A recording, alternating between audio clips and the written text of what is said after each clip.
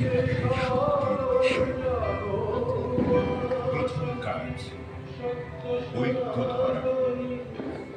মানুষ মানুষের জাতি ধর্ম বর্ণ সব দেশে ঐক্য মানে একতা। আজ তা যেন শেষের দাম। মুসলমানও একদিক,